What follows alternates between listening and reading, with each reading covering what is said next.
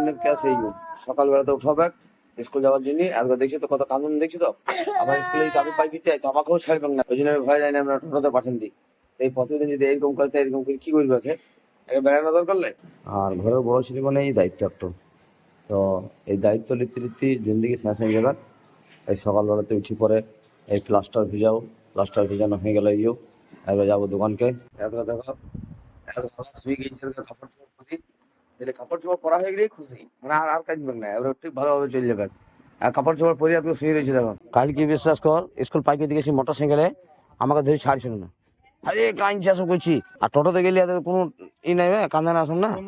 চলে এলাম আমার জেলখানাতে, দোকান মানে জেলখানা, যে যে দোকান করে সে সেই জানে যে হ্যাঁ আমি ঠিক বলছি কিনা ভুল বলছি, কে ধার নেবে না নেবে, কার সাথে ঝগড়া হবে, এই টেনশন সারাদিন থেকে দোকানে। প্লাস আমার ফুপাইদি ভাই বটে, সর্বপ্রথম সব থেকে আগে উঠি কাজে থেকে চলে এসছে।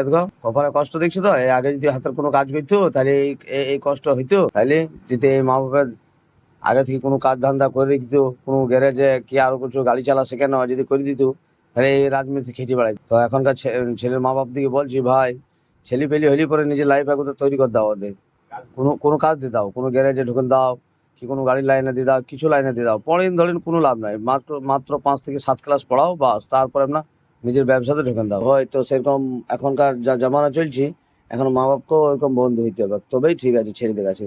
আর তুমি যদি হিটলারের মতন ওর সাথে ব্যবহার করো, তাহলে কিন্তু সাইডে কিন্তু তোমাকে গাইল দেবে, বাপ দিকে গাইল দেবে কি মা দিকে গাইল দেবে, ভালো লয় আসল লয়, বা মা বাপ খারাপ আসব খারাপ, এইটা কিন্তু বলবেই।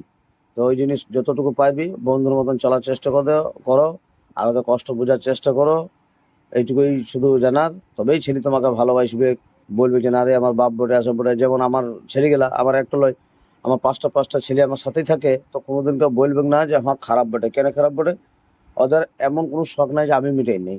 ঘুরতে নিয়ে যাওয়া থেকে এসব দিকে এই তো দেখো না, টাইম টাইম কিরকম করে আসে দেখো খালি।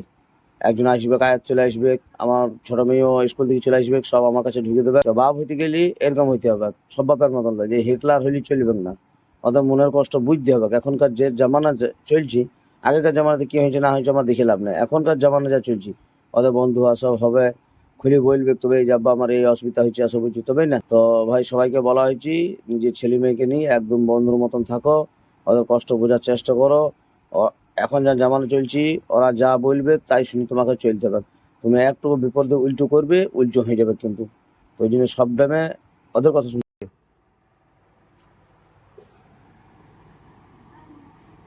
এই একজনের দর্শন পাওয়া গেল, একজনা চলে এলো, এখন আরো দুজনা নাই, এখন আয়াত নাই আর জিয়া নাই। এখন জিয়া স্কুল গেছি, মানে আমার ছোট মেয়ে, আর এই একজনের সকালবেলা থেকে হাজির হয়েছে।